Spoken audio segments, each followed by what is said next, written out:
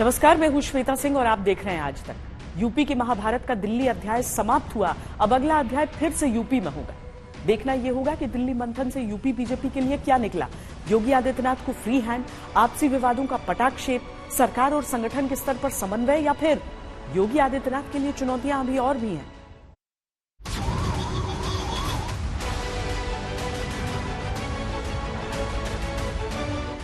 चर्चा थी कि दिल्ली में यूपी के दंगल का फैसला होगा। बातें थी कि दिल्ली में जो होगा उसके बाद यूपी में कुछ बहुत बड़ा होगा। सवाल थे कि योगी का क्या होगा।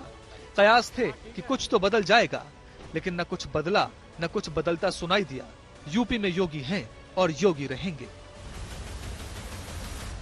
राष्ट्रवादी मिशन के मजबूत स्तंभ हैं और उस राष्ट्रवादी मिशन के साथ जुड़े होने के नाते जहां भारतीय जनता पार्टी कहती है नेशन फर्स्ट, देश पहले है, दल बाद में है और मेरा स्वयं का हित सबसे बाद में है। न योगी पर बहस हुई, न डिप्टी सीएमओ की चुनौतियों पर चर्चा हुई। बीजेपी हेडक्वार्टर में पीएम मोदी के साथ मुख्यमंत्रियों की तस्वीर भी काफी कुछ संकेत दे रही है। ये तस्वीर असंतुष्टों के लिए संदेश है कि यूपी में योगी ही हैं उपयोगी, और एक मैसेज देने की कोशिश भी कि योगी आदित्यनाथ को लेकर चल रही अटकलों में कोई दम नहीं।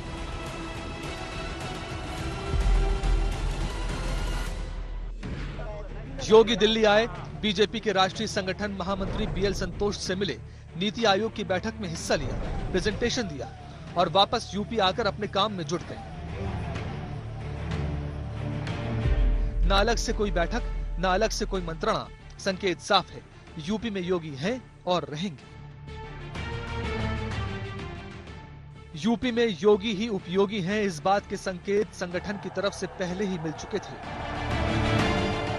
लेकिन जिस तरह बैठकों में डिप्टी सीएम गायब थे, जिस तरह मुख्यमंत्री के समानांतर डिप्टी सीएम अपनी अलग मीटिंग्स कर रहे थे, उससे कयास थे कि कुछ बहुत बड़ा हो सकता है। हालांकि संगठन की तरफ से जो पहले ही स्पष्ट किया जा चुका था, वही दिल्ली से संदेश निकला है। यूपी से लेकर दिल्ली तक बैठकें हो रही है और वहां पर यूपी में बदलाव की बातें चल रही है, इसमें कितनी सच्चाई? अब ये सारे विषय पार्टी के सब विषय पार्टी के विचाराधीन है। ऐसा कुछ है नहीं, परिस्थिति है, परिणाम जरूर आए, लेकिन vote percent Bharatiya Janata party का उत्तर प्रदेश में भी हमारा सबसे ज्यादा है। जैसा मैंने कहा कि हम लोग एक राजनीतिक दल के नाते, लोकतांत्रिक राजनीतिक दल के नाते आपस में बातचीत कर रहे हैं और पूरी तैयारी के साथ आगे लोकसभा विधानसभा के उपचुनाव में जाएंगे। और मुझे विश्वास है कि उत्तर प्रदेश की जनता का विश्वास हम लोग। सीएम बदलने की चर्चाएं चल रही है, उसको लेकर नहीं, ऐसा कुछ नहीं। यूपी की राजनीति से एक संकेत ये भी निकल रहा है कि जब समाजवादी पार्टी ने विधानसभा में माता प्रसाद पांडे को नेता प्रतिपक्ष बनाया है, तब योगी को चुनौती देते दिखने वाले डिप्टी सीएम अखिलेश के पीडीए पर आक्रामक हैं।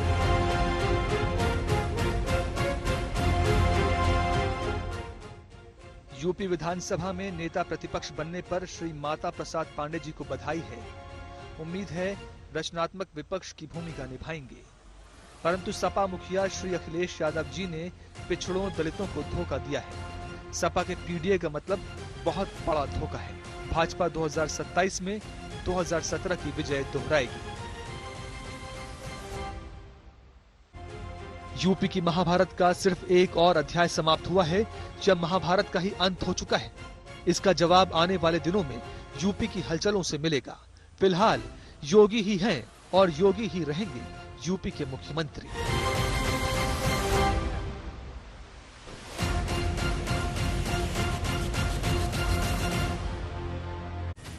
योगी आदित्यनाथ पर जब जब सवाल उठे, तब तब प्रधानमंत्री मोदी का हाथ उनके कंधे पर आया।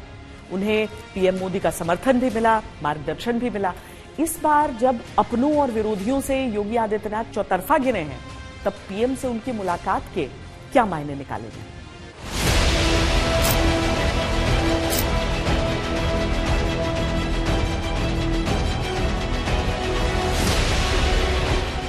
तस्वीरें बता रही हैं कि जो कयास थे वो कयास ही रह गए, जो सवाल थे वो सवाल ही रह गए। जवाब मुलाकातों ने दे दिया और यूपी के सीएम योगी हैं और रहेंगे भी। 26 जुलाई को सीएम योगी आदित्यनाथ के दिल्ली पहुंचने से पहले ही ये चर्चा आम थी कि क्या यूपी में नेतृत्व पर बड़ा फैसला हो सकता है। क्या सीएम योगी की भूमिका पर कोई चर्चा होगी? क्या यूपी में दिख रहे नेताओं के मतभेद पर कोई बैठक होगी? लेकिन योगी सीएम की हैसियत से नीति आयोग की बैठक में गए और लौट आए। न कोई अलग से मीटिंग की जरूरत बीजेपी के शीर्ष नेतृत्व ने समझी, न किसी बैठक के बारे में सोचा। यूपी में आगे का एजेंडा लेकर सीएम वापस लौट आए। आज से जुड़ना पड़ेगा, लगना पड़ेगा। एक एक कार्यकर्ता को अपना अभियान मान करके फिर इस अभियान के साथ जुटना पड़ेगा और उसी के लिए आपका आह्वान करने के लिए आज फिर हम लोग आए। तस्वीरें बहुत कुछ बोलती हैं। तस्वीरें कई सवालों के जवाब अपने आप दे देती हैं। एक तस्वीर 2022 के यूपी विधानसभा चुनाव से पहले भी आई थी। तब भी सीएम योगी आदित्यनाथ के मुख्यमंत्री पद की दावेदारी को लेकर सवाल थे, लेकिन एक तस्वीर ने सब साफ कर दिया। एक तस्वीर तब भी आई थी जब यूपी में आए लोकसभा चुनाव के नतीजों ने बीजेपी को हैरान कर दिया था। योगी आदित्यनाथ पर सवालों की बौछार थी।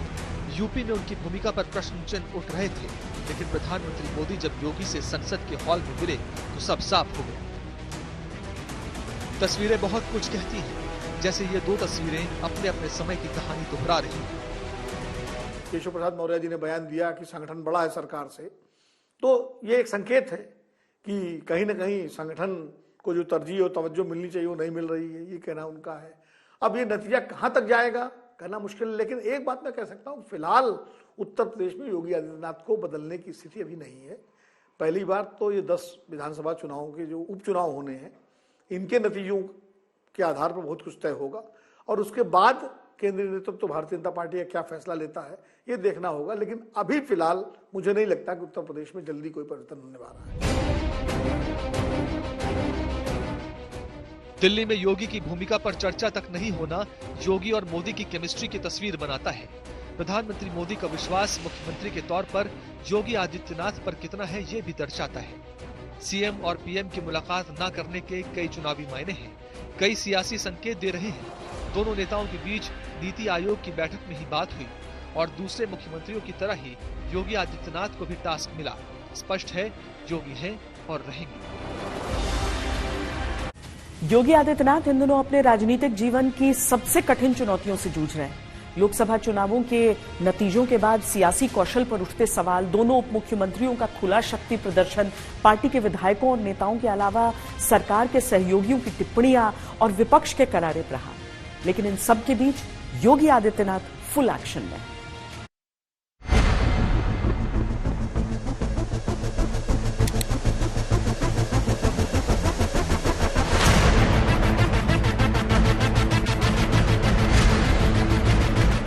कहीं पर जब हम लोग ये मान करके चलते थे आत्मविश्वास में कि हमको जीत ही रहे हैं, तो स्वाभाविक रूप से वहां पर कहीं न कहीं हमें खामियाजा भी भुगतना पड़ता है।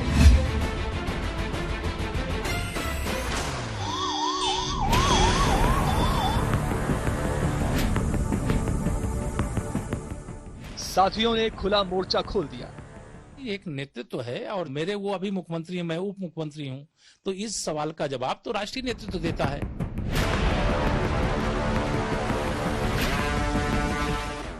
सहयोगियों ने असहयोग के तेवर दिखा दिए। अब इस समय बुजुर्गों का घर गिराएंगे, बुलडोजर लगाएंगे, 90 साल से बैठा हुआ आदमी, वो गंवार आदमी है, गरीब आदमी है, उसके लिए सरकार हम लोग है ना। परिवार है और जब परिवार एक होता है तो कुछ आवाजें होती है।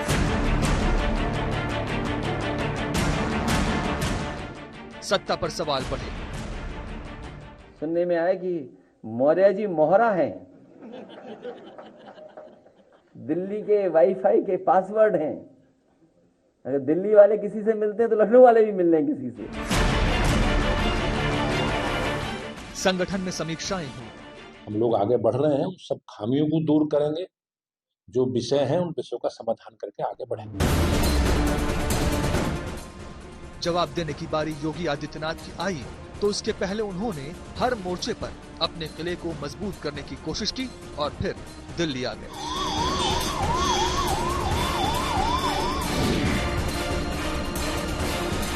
15 जुलाई से 25 जुलाई तक 10 दिनों में मुख्यमंत्री योगी आदित्यनाथ ने करीब 100 विधायकों से मुलाकात की। ये विधायक प्रयागराज, मुरादाबाद, बरेली, मेरठ मंडल के थे। इसके अलावा 50 से अधिक सांसद, राज्यसभा सांसद, पूर्व सांसद, पूर्व विधायक, विधान परिषद सदस्य और पंचायत अध्यक्षों से भी मुलाकात की। योगी आदित्यनाथ ने इन सभी क्षेत्रों के प्रतिनिधियों से यूपी में मिली हार की वजह पूछी और अधिकारियों के खिलाफ शिकायतों पर सबूत भी मांगे। सहयोगी दलों के विधायकों से भी मुलाकात करके उनके मन की बात समझी। कहीं कार्यकर्ता की नहीं सुनी जा रही है, जनता के काम नहीं हो रहे हैं, तो वो जो चीजें कहीं ना कहीं जो एक वायुमंडल में जो बनाने का काम हुआ पिछले दिनों अधिकारियों के द्वारा, जो समाजवादी पार्टी की मानसिकता के अधिकारी हैं, जो उस टाइम ऑबलाइज रहे, मलाईदार पदों पर रहे, उन अधिकारियों ने ये तय कर लिया था कि किसी भी तरह भारतीय जनता पार्टी हारनी चाहिए। तो उन चीजों का है, वोटिंग लिस्ट में भी गड़बड़ी है, इस तरह की कई चीजें जो जिन पर पूरी समीक्षा हुई है और मुझे उम्मीद है कि एक बहुत बड़ा बदलाव होगा। योगी आदित्यनाथ ने सभी जनप्रतिनिधियों के लिए मुख्यमंत्री आवास के दरवाजे खोल दिए और हर सुझाव शिकायत को समझने का क्रम निरंतर जारी रखा। सहयोगी दलों ने बार बार प्रशासनिक अनदेखी और अधिकारियों के रवैये को लेकर शिकायतें की। कांवड़ यात्रा में नेम प्लेट प्रकरण को लेकर आरएलडी जैसे दलों ने भी नाराजगी जाहिर की। योगी आदित्यनाथ ने सभी असंतुष्टों के साथ बैठक की और उनके मर्म को समझने की कोशिश की। ऐसा इग्नोर नहीं किया जा सकता है कि प्रशासन में कुछ न कुछ, मैं तो बार बार हमेशा कहता हूँ कि ढेर सारे अधिकारी ऐसे हैं कि अंदर से हाथी साइकिल पंजा है, ऊपर से कमल ओढ़कर कुर्सी बैठे हैं, जब उनको मौका मिलता है तो डसने का कोशिश। अब इस समय बुजुर्गों का घर गिराएंगे, बुलडोजर लगाएंगे, 90 साल से बैठा हुआ आदमी, वो गंवार आदमी है, गरीब आदमी है, उसके लिए सरकार हम लोग है ना, तो कानून का सहारा लेकर उसको बुलडोजर लगाएंगे। किसके हाथ से बन रही उसका क्या मतलब? मुसलमान वेजिटेरियन है और हिंदू मीट खाने वाले भी हैं। जी टायर पंचर पे भी लग रहे हैं अब तो नाम के बोर्ड। क्या पहले तो खाने पीने की दुकानों पर था, टायर पंचर कहाँ का लगाओगे? अब कुर्ते में भी लिखना शुरू कर देंगे अपना नाम कि देख के हाथ मिलाना है या गले लगाना है। तो सत्ता प्रायोजित माफिया क्या करते, कहते नहीं अब ये यहाँ से नहीं बनेगा, हमारी सुविधा इधर से है, हम इसको यहाँ से बना करके वो अपना वहाँ पे मिट्टी और गिट्टी सब गिराना प्रारंभ करते थे। आधा दोरा काम छोड़ के पैसा निकाल लेते थे। ये सत्ता में बैठे हुए लोगों की हिम्मत नहीं थी कि उन माफियाज को रोक सके। आप मुझे बताइए, इस माफिया के लिए बुलडोजर चला करके उसको ध्वस्त करके जो अलॉटमेंट सरकार ने तय कर रखा है, इस पे ही हाईवे बनेगा और उसी पे नियम के अनुसार कार्य होगा, ये तय करना इस सरकार का काम है या नहीं है? यही सरकार का कार्य और सरकार यही कर रही है। विधायकों ने अफसरों के खिलाफ शिकायत की तो योगी आदित्यनाथ ने सबूत लाने की बात कही, लेकिन प्रशासनिक लापरवाही के खिलाफ लगातार उनकी कार्रवाई जारी है। कई जिलों के डीएम, एसपी, एसडीएम के ट्रांसफर कर रहे हैं। बलिया में एसएसपी, एसपी, सीओ, एसओ सहित पूरी चौकी सस्पेंड कर दी। लापरवाही में लिप्त अधिकारियों, कर्मचारियों पर भी योगी आदित्यनाथ की कार्रवाई चल रही है। डिप्टी सीएम केशव प्रसाद मौर्य ने चिट्ठी लिखकर योगी सरकार से संविदा और आउटसोर्सिंग नियुक्तियों में आरक्षण के नियमों के पालन की जानकारी मांगी थी। योगी सरकार ने तुरंत डेटा जारी कर दिया। उत्तर प्रदेश सूचना विभाग में 676 में से 512 आरक्षित वर्ग के आउटसोर्सिंग से कर्मचारी हैं। इनमें से 340 सिर्फ ओबीसी वर्ग के हैं। ये संख्या 75% के आसपास है, जबकि अभी आउटसोर्सिंग में आरक्षण का नियम लागू नहीं है। इसी तरह योगी सरकार ने जल्द ही विभागवार आउटसोर्सिंग में दिए गए आरक्षण का डेटा जारी करने का संकेत दे दिया है। योगी सरकार ने यूपी सूचना विभाग का डेटा जारी कर ये संदेश देने की कोशिश की है कि आउटसोर्सिंग में आरक्षण व्यवस्था न होने के बाद भी ओबीसी समाज के लोगों की बड़ी संख्या में नियुक्ति की गई है। पल्लवी पटेल समाजवादी पार्टी से विधायक हैं। केंद्रीय मंत्री अनुप्रिया पटेल की बहन है और केशव प्रसाद मौर्य की तरह ओबीसी वर्ग से आती हैं। पल्लवी पटेल से मिलकर योगी आदित्यनाथ ने एक संदेश समाजवादी पार्टी के अखिलेश यादव को दिया, दूसरा केशव प्रसाद मौर्य और तीसरा अनुप्रिया पटेल को। ये तीनों ही आरक्षण को लेकर योगी पर सवाल उठा चुके हैं। दिल्ली चलने से पहले योगी आदित्यनाथ 60,000 पुलिस भर्तियां निकालकर रोजगार के सवाल का जवाब साथ लेकर आए। पेपर लीक जैसी घटना को रोक सके तो ये पेपर लीक पर लगातार आक्रामक विपक्ष के लिए भी एक जवाब होगा। एक समय था जब दिल्ली में मोदी, यूपी में योगी का नारा बीजेपी में बुलंदी से सुनाई पड़ता था, लेकिन लोकसभा चुनावों के बीचों बीच तस्वीर बदलती नजर आई। जब नतीजे आए तो यूपी का आंकड़ा बीजेपी के लिए बेहद निराशाजनक था। योगी आदित्यनाथ एक ऐसे चक्रव्यूह में घिर गए जहां विपक्षी दलों से अधिक अपनों की चुनौतियां उनके सामने आ खड़ी।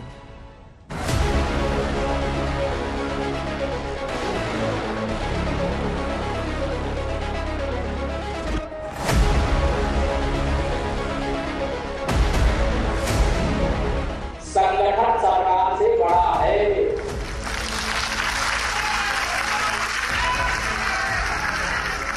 संगठन से बड़ा कोई नहीं होता है।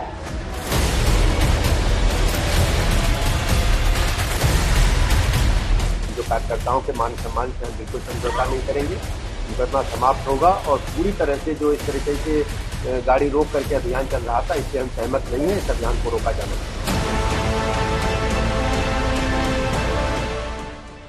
यूपी बीजेपी के शीर्ष नेताओं के बीच दूरियां इतनी बढ़ी कि जब दिल्ली आए तो सीएम योगी आदित्यनाथ अलग और डिप्टी सीएम अलग अलग।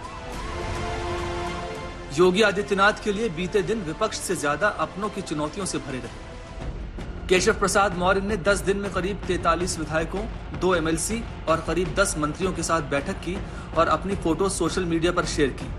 चुनाव परिणाम आने के बाद जब योगी आदित्यनाथ ने अपनी पहली कैबिनेट बैठक बुलाई, तब दोनों डिप्टी सीएम गायब रहे। इसके बाद भी योगी आदित्यनाथ की बुलाई मीटिंग से भी उप मुख्यमंत्री गायब रहे। सीएम योगी आदित्यनाथ ने उपचुनावों के लिए अपनी टीम तैयार की तो सुपर 30 में न केशव प्रसाद मौर्य को जगह मिली और न ही ब्रजेश पाठक को। 10 सीटों के उपचुनाव और 2027 में होने वाले विधानसभा चुनावों से पहले जिस तरह केशव प्रसाद मौर्य और ब्रजेश पाठक ने योगी आदित्यनाथ की बैठकों से दूरी बनाई और अलग अलग मंत्रियों, विधायकों के साथ फोटो सेशन करवाया, वो खुले तौर पर शक्ति प्रदर्शन जैसा था। योगी आदित्यनाथ के सामने कई चुनौतियां एक साथ आ खड़ी थी। डिप्टी सीएम के तेवरों की चुनौती, विधायकों के बीच लोकप्रियता की चुनौती, संगठन को मजबूत रखने की चुनौती, उपचुनावों की तैयारियों की चुनौती, विपक्ष के हमलों की चुनौती और सबसे बड़ी पार्टी के लिए उपयोगी साबित करने की चुनौती।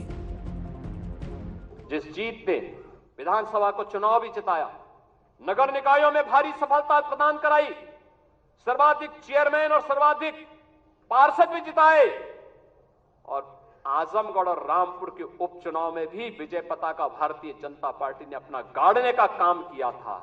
कोई कारण नहीं 10 की 10 उपचुनाव फिर से भारतीय जनता पार्टी अपने पक्ष में करने में सफल हो। लेकिन इसके लिए आज से जुड़ना पड़ेगा, लगना पड़ेगा। एक एक कार्यकर्ता को अपना अभियान मान करके फिर इस अभियान के साथ जुटना पड़ेगा। एक तरफ योगी आदित्यनाथ लगातार एक्शन में रहे, शासन प्रशासन के साथ समीक्षा और समाधान की बैठकें करते रहे, रूठों को मनाते रहे, मुख्यमंत्री आवास में जनप्रतिनिधियों से मिलते रहे, लेकिन 1 मिनट की दूरी तय करके 7 कालिदास मार्ग से 5 कालिदास मार्ग यानी मुख्यमंत्री आवास तक केशव प्रसाद मौर्य नहीं पहुंच पाए, न ही ब्रजेश पाठक आए। और जब सीएम की बैठक में डिप्टी सीएम ही मौजूद न रहे तो गुटबाजी की संभावनाएं भी बढ़ी। तो दुर्योधन जैसे केशव को बांधने चला था, आप कह रहे हो कि बात नहीं सुन रहे। दुर्योधन केशव को बांधने चला था कि नहीं चला था? क्या हुआ? नाश हो गया, खुद भी मारा गया, भीष्म जैसे भले लोग भी मारे गए। तो केशव को कौन बांध सकता है? इसलिए केशव जी की तो बात ही अलग है। तो भाई पूरे उत्तर प्रदेश के कार्यकर्ताओं के उत्तर प्रदेश द्वारका बनेगा और केशव जो है वो गद्दी पर। अब नहीं, देखिए ये चीजें हम नहीं कभी कहेंगे, ये तो हाईकमान का निर्णय है। लखनऊ वाला इंजन कोई काम कर रहा है, न दिल्ली से कोई विशेष मदद मिल पा रही है। जो डबल इंजन की बात हो रही थी वो डबल इंजन आपस में टकरा रहे हैं। जो नजर आया विपक्ष में उसी को हथियार बनाया। केशव प्रसाद मौर्य हो या फिर ब्रजेश पाठक, एक्स पर उत्तर प्रदेश विकास कार्यों की तस्वीर और जानकारी शेयर की तो उत्तर प्रदेश सरकार या मुख्यमंत्री को टैग नहीं किया, बल्कि दोनों पीएम मोदी और बीजेपी को जरूर टैग करते रहे।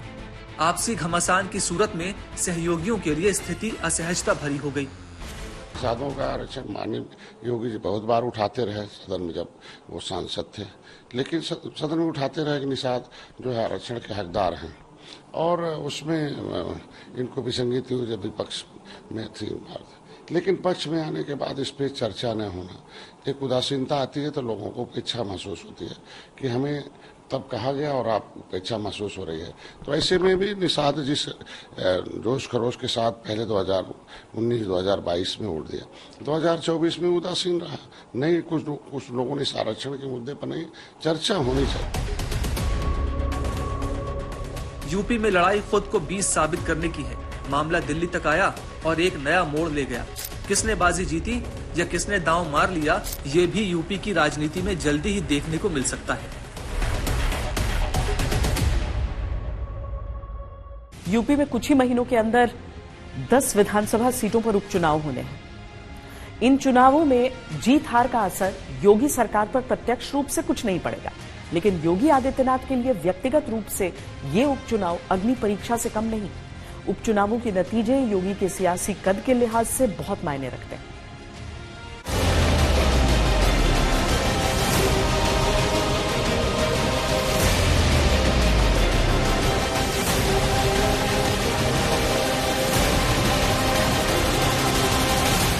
जीत का यह सिलसिला जो 14, 17, 19, 22 पंचायत चुनाव, नगर निकाय चुनाव, उपचुनावों में बना रहा, यही मोमेंटम 2027 में भी बनेगा। यह हमारा संकल्प आज से होना चाहिए, आज से होना चाहिए। उत्तर प्रदेश लोकसभा चुनाव में हार के मंथन पर हुई बैठक में सीएम योगी आदित्यनाथ ने वापसी का संकल्प दोहराया। पार्टी कार्यकर्ताओं और नेताओं से वापसी का वादा मांगा। जीत के पुराने मोमेंटम को वापस लाने के लिए साथ मांगा। 2027 में होने वाले यूपी विधानसभा चुनाव के लिए निष्ठा और समर्पण मांगा। लेकिन सामने 10 सीटों के उपचुनाव की चुनौती है और ये चुनौती योगी आदित्यनाथ के राजनीतिक महत्व के लिहाज से बेहद महत्वपूर्ण है। और भाइयों, हम 2010 के 10 उपचुनावों के लिए तो हमें अभी से तैयारी करनी ही है, लेकिन हमें इस बात का याद रखना, उत्तर प्रदेश को जो नई पहचान बनी है, उत्तर प्रदेश जो पहले छठी अर्थव्यवस्था थी, आज देश की नंबर 2 की अर्थव्यवस्था बन चुकी है और तेजी के साथ उभरती हुई अर्थव्यवस्था के रूप में अपने आप को स्थापित कर रही है। उत्तर प्रदेश का जो परसेप्शन बदला है, आज आप देश और दुनिया के अंदर कहीं जाते होंगे, लोग उत्तर प्रदेश के नाम पर आपको सम्मान देते होंगे। इस सम्मान को बरकरार रखने के लिए जीत के सिलसिले को फिर से आगे बढ़ाने की आवश्यकता है। योगी आदित्यनाथ ने साथी सहयोगियों, सरकार में शामिल नेताओं, संगठन के पदाधिकारियों सबका आह्वान किया है ताकि पार्टी के पुराने रुतबे को हासिल किया जा सके। लेकिन जिस तरह की खींचतान अब तक देखने को मिली है, उससे उपचुनाव को लेकर ही कई सवाल खड़े होते हैं। क्या उपचुनावों तक फिर से एकजुट हो पाएगी बीजेपी? क्या उपचुनावों के जातिगत समीकरणों को साध पाएगी बीजेपी? क्या उपचुनावों में बड़ी विजय हासिल कर पाएगी बीजेपी? उपचुनाव की तारीख अभी घोषित नहीं हुई है, लेकिन जिन 10 सीटों पर चुनाव होना है, उनकी चुनौती बीजेपी के लिए कितनी बड़ी है, ये उन सीटों का इतिहास बताता है। जिन 10 सीटों पर उपचुनाव होना है वो है करहल, मिल्कीपुर, कटेहरी, कुंदरकी, गाजियाबाद, खैर, मीरापुर, फूलपुर, मंझवा और सीसामऊ। इन सीटों में 5 समाजवादी पार्टी के पास हैं, तो आरएलडी निषाद पार्टी की 1-1 सीट है, जबकि बीजेपी की 3 सीटें हैं, यानी 5 एनडीए की हैं, 5 इंडिया गठबंधन की हैं। उपचुनाव के लिए योगी आदित्यनाथ ने अपनी मनपसंद टीम बनाई है। इस टीम में दोनों उप मुख्यमंत्री तक शामिल नहीं है, यानी नतीजे जो भी आएंगे उनका असर सीधे योगी आदित्यनाथ की छवि पर पड़ेगा। स्पष्ट है कि उपचुनावों की परीक्षा योगी आदित्यनाथ के नेतृत्व का लिटमस टेस्ट है। कोई कारण नहीं 10 की 10 उपचुनाव फिर से भारतीय जनता पार्टी अपने पक्ष में करने में सफल हो, लेकिन इसके लिए आज से जुड़ना पड़ेगा, लगना पड़ेगा। एक एक कार्यकर्ता को अपना अभियान मान करके फिर इस अभियान के साथ जुटना पड़ेगा। योगी आदित्यनाथ ने 10 सीटों के उपचुनाव के लिए 30 मंत्रियों को जिम्मेदारी सौंपी है।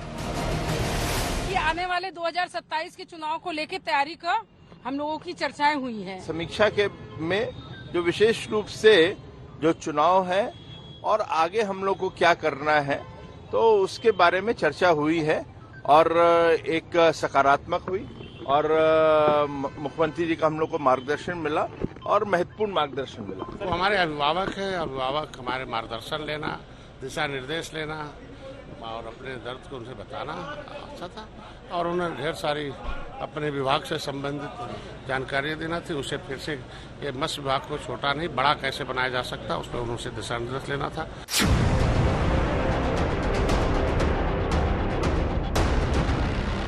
उपचुनाव वाली सीटों में सबसे हॉट सीट मिल्कीपुर बनी हुई और इसकी एक खास वजह भी। मिल्कीपुर विधानसभा ऐसी सीट है जहां 9 बार से अवधेश प्रसाद विधायक रहे हैं और इस बार फैजाबाद से वो सांसद बने। मिल्कीपुर में अगर बीजेपी जीती तो ये अयोध्या का सियासी बदला भी होगा और इसका असर बहुत दूर तक जाएगा। कोई वही जो राम रचि राखा, ये है उसका फैसला जिसकी लाठी में नहीं होती आवाज। जो करते थे किसी को लाने का दावा, वो हैं खुद किसी के सहारे के लाचार।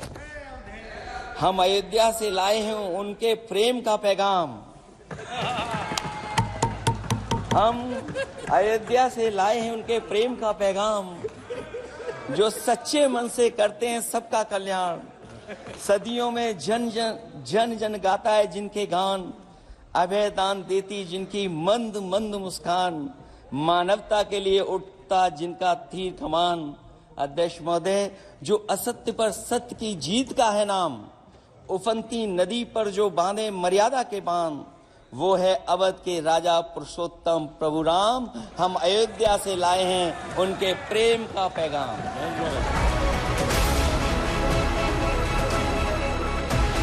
करहल विधानसभा की सीट अखिलेश यादव के कन्नौज से सांसद बनने के बाद खाली हुई। करहल मैनपुरी की एक विधानसभा सीट है। इस विधानसभा सीट को समाजवादी पार्टी का गढ़ माना जाता है। यादव बहुल इस सीट पर 1993 से समाजवादी पार्टी का लगातार कब्जा रहा है। बीजेपी के लिए ये सीट जीतना बेहद चुनौती भरा रहेगा।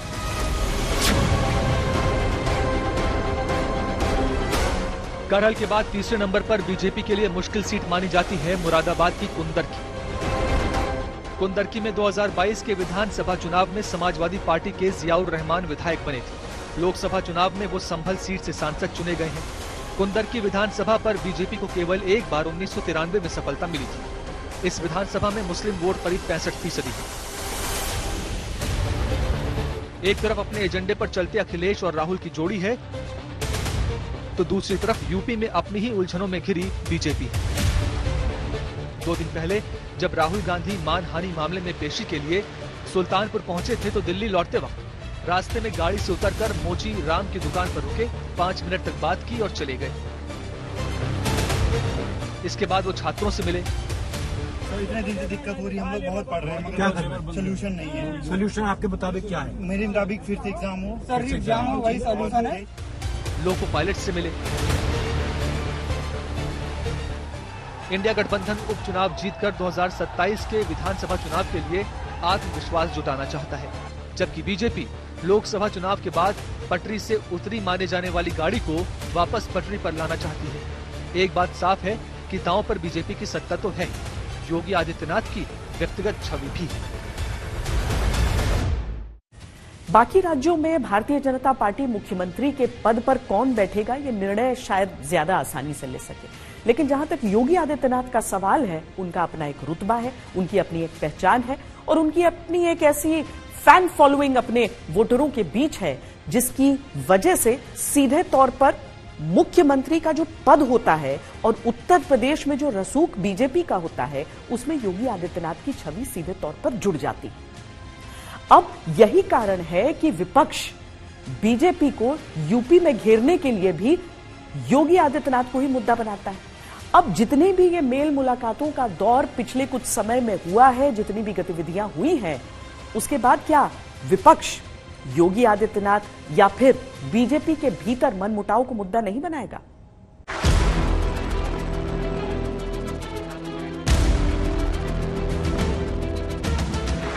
दिल्ली से आई तस्वीरें यूपी बीजेपी में नई शुरुआत का संकेत भले दे रही हों, लेकिन बीते एक महीने में बीजेपी नेताओं के बीच जितनी तलवारें खिंची, जितने संकेत आपसी मतभेद के निकले, उसने विपक्ष को जो मुद्दा दिया, विपक्ष उसे आसानी से जाने नहीं देना चाहता।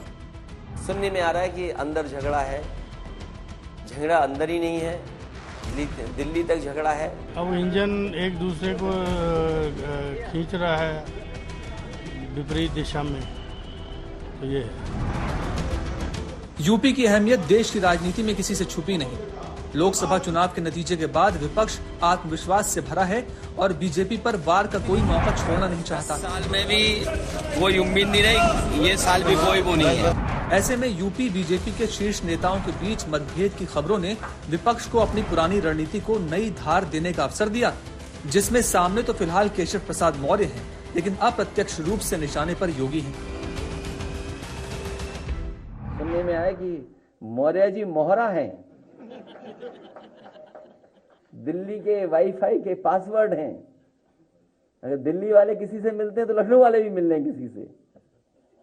तो बताओ सरकार चलेगी ऐसे? क्या सरकार चलेगी बताओ? और जिन्होंने बिगाड़ा है सब कुछ, क्या वो लोग ठीक करेंगे? हमारे राष्ट्रीय अध्यक्ष जी ने इन बातों के लिए कह दिया है, 100 लाओ सरकार बनाओ, मानसून ऑफर। तो ऑफर अभी भी है? अभी मानसून चल रहा है। तो अच्छा, आगे भी और भी कोई ऑफर? मानसून चल रहा है ना। लेकिन बैठक में नहीं पहुंच रहे हैं, क्या लग रहा है? क्या स्थिति खराब है बीजेपी की, आपको लग रहा है? ये उनका आंतरिक मामला, मुझसे क्यों पूछ रहे हो? हमारा तो सार्वजनिक ऑफर है। तो अगर ऑफर एक्सेप्ट कर लेते हो तो आप रेडी हो उस चीज के लिए? भाई राष्ट्रीय अध्यक्ष जी ने कोई बात कही है तो किसी न किसी जिम्मेदारी के साथ कही हो। 100 किसको बोल रहे हैं? केजरीवाल मौर्य को बोल रहे हैं या किसी और को बोल रहे हैं? भाई जो लाए। दिल्ली आने से पहले यूपी बीजेपी के वरिष्ठ नेता और डिप्टी सीएम केशव प्रसाद मौर्य योगी आदित्यनाथ की मीटिंग से दूर रहे, समानांतर बैठकें करते रहे, बीजेपी के विधायकों मंत्रियों से अलग से मिलते रहे। विपक्ष इसको लेकर लगातार मुद्दा बनाता रहा। कोई खेल उत्तर प्रदेश का नहीं है, ये खेल है दिल्ली का, ये खेल है मोदी जी का, ये खेल है अमित शाह जी का। तो मोदी अमित शाह जो चाहेंगे वो केशव मौर्य और बाकी लोग करेंगे। तो आपको याद होगा केजरीवाल साहब ने यही बात कही थी कि 2 महीने में योगी आदित्यनाथ जी हटा दिए जाएंगे। तो ये जो सारा कुछ खेल चल रहा है, ये मोदी अमित शाह का खेल है।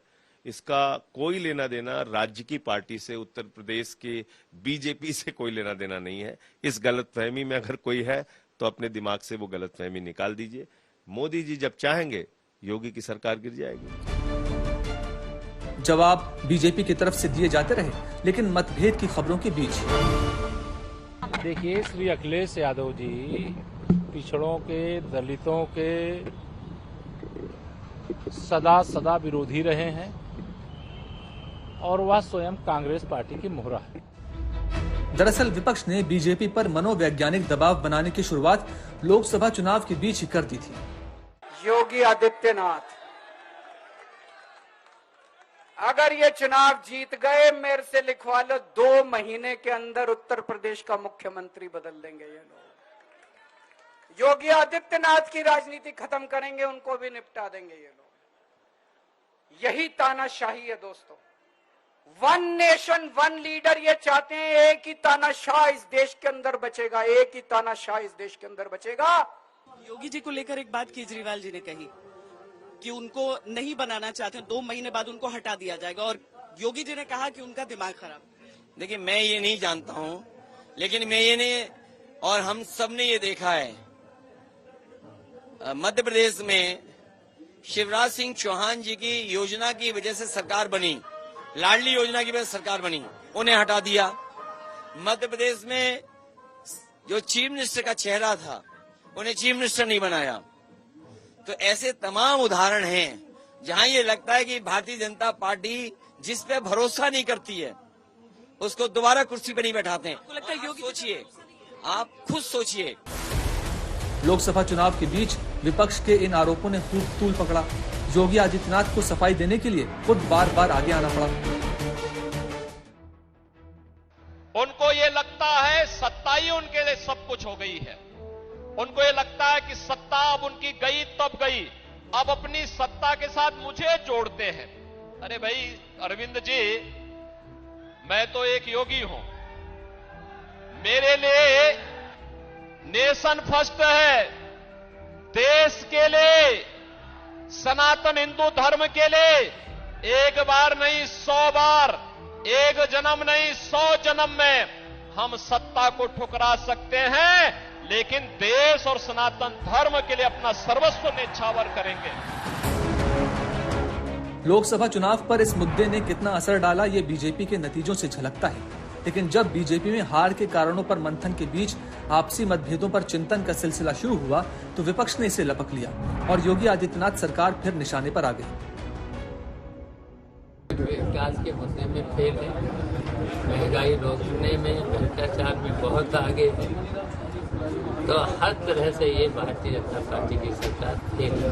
10 साल हो गए, आतंक खत्म नहीं कर पाए, इससे ज्यादा फेल सरकार नहीं होगी। योगी आदित्यनाथ बीजेपी के फायर ब्रांड नेता हैं, हिंदुत्व के पोस्टर बॉय हैं और उन्हीं के नेतृत्व में बीजेपी ने लगातार दूसरी बार यूपी में सरकार भी बनाई। विपक्ष को भली भांति अंदाजा है कि योगी आदित्यनाथ के नाम पर जितना विवाद बढ़ेगा, विपक्षी राजनीति के लिए उतना ही अच्छा होगा।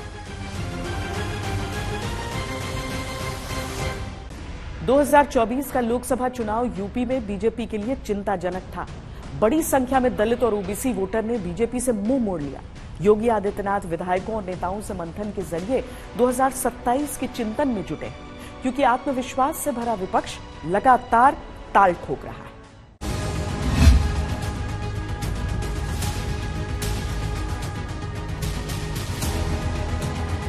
संगठन जिसको तय करे उसके साथ खड़ा होकर के प्राणपण से जुट करके कमल चुनाव चिन्ह को विजयी बनाने के संकल्प के साथ अगर हम आगे बढ़ेंगे तो आपका भी सम्मान होगा, सर्वत्र सम्मान भी मिलेगा।